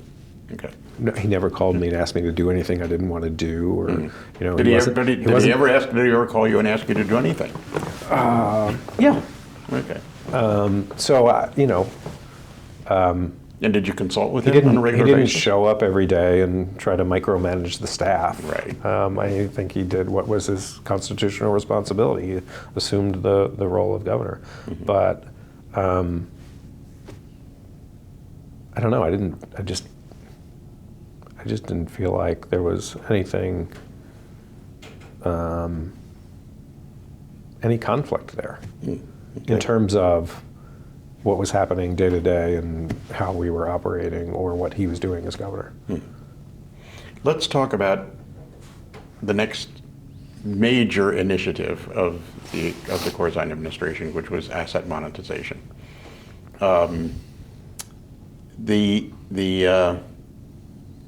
First of all, can you explain it to me? It's been a long time, Rick. I think the best I can do this many years later is to say, at that point in time, there were a lot of governments, both around the world and within the United States, who were selling public assets, toll roads in particular. Mm-hmm. It happened in Australia, I believe, Germany, if I'm not mistaken, definitely Illinois. in Indiana. Indiana, right. Indiana had done it. So this was an idea that was gaining some currency as a way for governments to raise some revenue. And what John Corzine did that was different than those other agencies is, given his background as the former chairman of Goldman Sachs, he realized that these government agencies were basically selling away the future value of these assets for the present value price. Mm-hmm. And so he came up with an idea to do the same thing without actually giving away the asset. So you're keeping control of, you're monetizing the asset. This is the unfortunate moniker, yes, right? It is. By capturing the future value of that asset more accurately, right? As opposed to these other transactions, which were more akin to just selling them the asset. And now the folks who bought that asset are sophisticated financially. They know that they're going to make a lot more money in the long run than they gave to this government entity for control of the asset. Mm-hmm. So what John Corzine did was to access the money without giving up control of the asset, essentially, by creating this public benefit corporation. Oh, that's the short description of it. It's a tough sell. And I am not the former chairman of Goldman Sachs, so I can't get much deeper than that for you. But that's the basic concept. Gotcha. Was there any one of the people who was in the room when the discussion was taking place of what it should be called, said that when Governor Corzine said, "Oh well, we should just call it asset monetization. Everybody will understand what that means," raised eyebrows and some skepticism. Is this the way you recall it? I don't recall that meeting, but it raises eyebrows and skepticism now when you say it. So I can't imagine that it didn't. Are you on your way out at the point that asset monetization is being discussed, or are you still there for much of that? even when I left, I didn't really leave. I remained as a consultant, and I worked for Governor Corzine in a private capacity after I left the front office. Wow. So I was definitely involved in it. I recall being at the town hall meetings. But I think it was an overlap, actually. I think we rolled it out while I was still there, and then the road show came maybe after I was gone. When did you leave? I left in the fall of 2007. Okay. And why? I was just ready. I mean, it's an exhausting job. I think, if I'm not mistaken, the average tenure of every new governor's first chief of staff was just under a year. I don't think there had been. But in those instances, it's mostly because they discovered that it was the wrong person in the wrong place. Well, but I don't think any new governor's first chief of staff stayed quite as long as I did in probably over 25 years. Because it's an exhausting job. In fact, I'm sure that's right. Yeah, it's a really exhausting job, and I was just tired. And as you recall, I didn't want the job in the first place. Yeah, well, okay, understood. But you did continue to. Now, was the governor paying you out of his own pocket to then be an advisor? Yes. Or out of campaign funds or something. Did you set up a? I worked. He had a private office already, which had been. I'm trying to think. He'd had a private office that existed while he was in the U.S. Senate, and while he was in the governor's office that was in Gateway 1 in Newark. And I worked out of there for through the re-election, basically. Oh, okay. So you were essentially a senior political and policy advisor to him, but not in an official governmental capacity. Correct. Is that okay? And did you? It's the best job. Yeah. I was allowed to have an opinion about everything. Right. I had no responsibility for anything. This is the best job in politics that you can have. I would agree. And then did he engage you again in the campaign? Yes. Okay. Yes. I was a senior advisor on the 2009 re-election, so I was around for that unpleasantness. Yeah, it was a difficult race. It was. Why did he lose?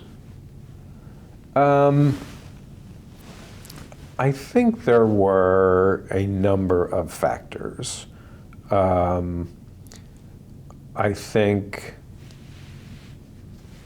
and I don't think any of them was, the predominant one from a policy perspective. I think there was a little bit of a hangover on the asset monetization thing. I don't think he was at, full strength after the accident. I think those were contributing factors.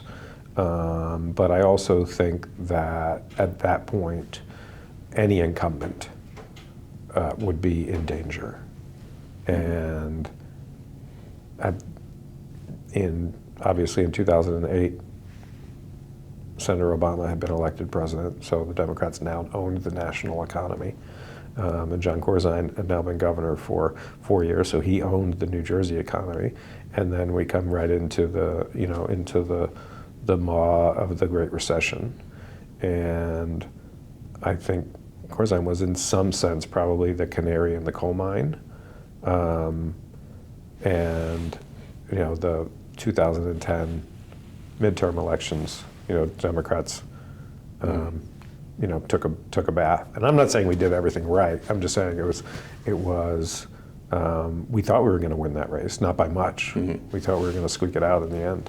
Well, it's interesting because it started out that he was well down in the polls. Way down. But as the race continued, it got closer and closer. I think we probably picked up 10 or 15 points over the summer. And we're leading in our polls internally and in some of the public polls by anywhere between 3 and 5, which we thought in Democratic state, was going to be enough to put us over the edge at the end of the day.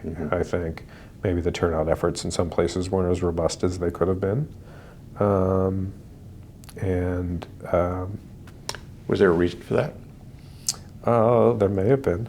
But you don't want to talk about that.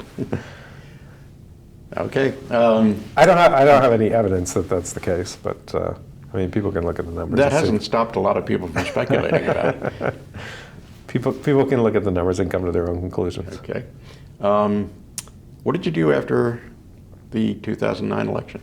What have you done since the 2009 election? I guess would be a better way of putting it. I spent 4 or 5 years at a big global communication strategy firm based out of New York, and did a lot of consulting for private sector clients. And most notably, I would say, from my time there, I spent almost a year and a half or almost 2 years working directly for the president of the Rockefeller Foundation as a client, as one of the firm's clients. Which president? Judy Rodin, who had been the president of the University of Pennsylvania and then was the president of the Rockefeller Foundation probably for close to a decade.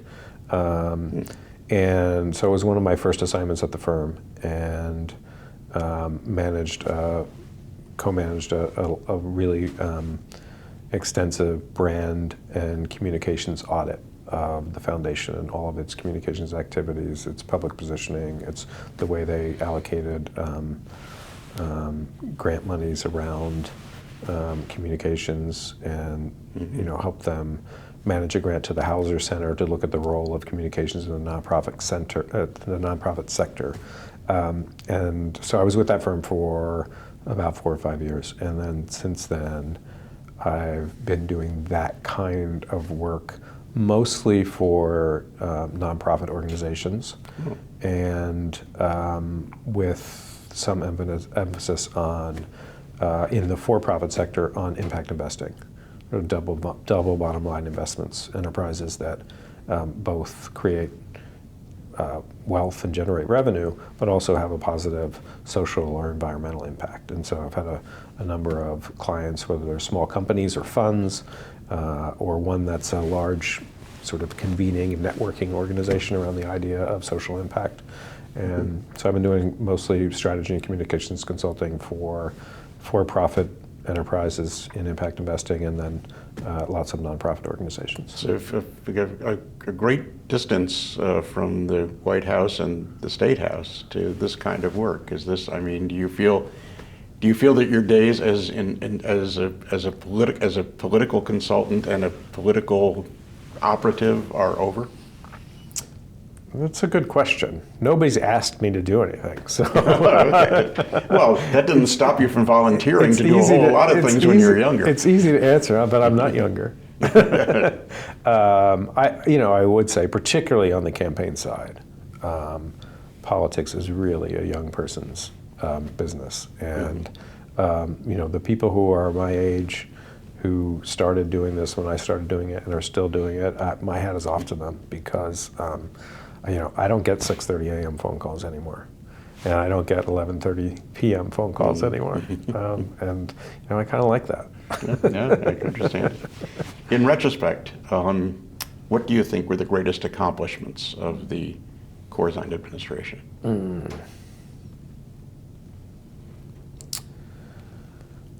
I think from a policy perspective, I would say certainly the death penalty, the new school funding formula, which I think helped solve a problem that had been vexing the state for decades, and was not an easy lift. So I would say probably the death penalty and criminal justice issues around that, and the new school funding formula, and then many of the ethics reforms, whether it was around pensions or double dipping, which we haven't talked about, but those politically were also some of the big issues that were facing the Democratic Party and Democrats in Trenton in particular when John Corzine came into the office, the pension padding, the double dipping. And so I think a lot of those reforms. But I would say that the biggest thing that stands out for me is that he did for people what he said he was going to do.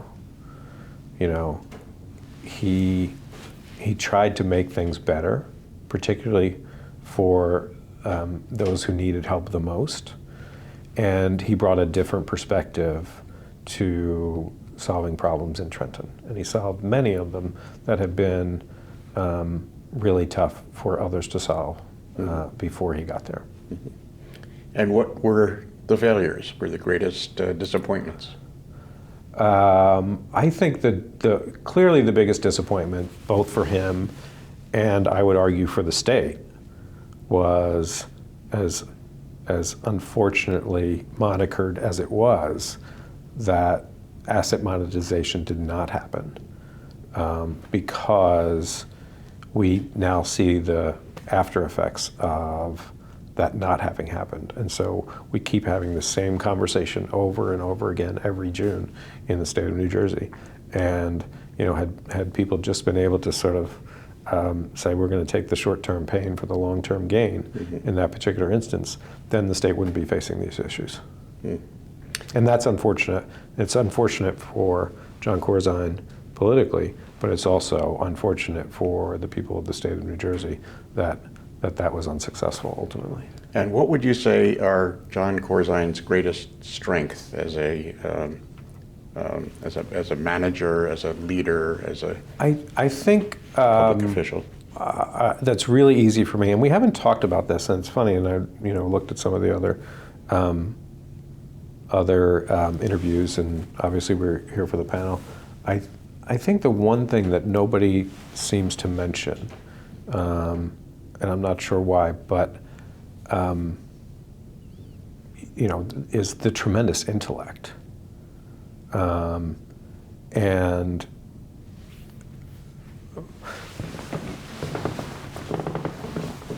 maybe it's because, I'm not sure why it is, but John Corzine is just really smart. And the combination of his intellect, his curiosity, and having been the chairman of Goldman Sachs, where you need to really understand not just subject A, subject B, and subject C, but how all of those three things are interconnected. Issues like the connection between the cost of healthcare and the overall economic vitality of the country. Right? Those are things that John Corzine understands intrinsically in ways that not a lot of people do. So one, I think just the strength and the depth of his intellect, one. And two, which is, I think one of his greatest strengths, is that he's a long-term thinker. He's very visionary most people and most politicians think in the short term. I think it ultimately was not helpful to him, because I think voters think in the short term. But John Corzine is a very long-term visionary thinker. And as we just talked about, the asset monetization deal, that was a long-term visionary solution to a present-day problem that's now not been solved by anybody else, and so it's going to keep recurring and recurring. But John Corzine always takes the long view, and so I think his intellect, his vision, and then his compassion for people. To have somebody who is sympathetic to the problems that face people and is willing to put their name, their resources, and their reputation on the line to be able to help make changes in the way our society works, in the way the state and the government provide services people, to help make their lives better. I think those are the things that make John Corzine a pretty unique individual. And you could anticipate this next question. What, as diplomatically as you'd like to put it, would you consider to be his greatest weaknesses? I think because he's so smart, and because he's pretty self-assured, when he thinks he's right, he's so sure that he's right that he doesn't always try to convince you that he's right. Oh. So a lack of, a failure to communicate why he believes the way he does, is that what you're suggesting? Or did not bother to argue his point because it should be self-evident? Yeah, I think sometimes you need to bring people along with you. It sounds like he's not a natural politician. In your argument. It's funny because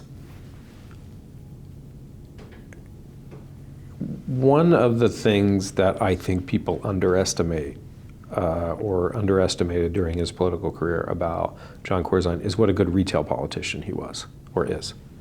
He's very good with people one-on-one. Mm-hmm. He's warm, he's compassionate, he's sympathetic, he cares, he listens, and he has an ability to talk to people about what some of the solutions to the problems they're facing might be, because he has an understanding of policy and how government works and how the world works. Mm-hmm. But I think people tend to think of communications and political ability in the media age as being solely about media, and in large part it is. But I think people lose sight of the fact sometimes about of how good a retail politician he was on the stump.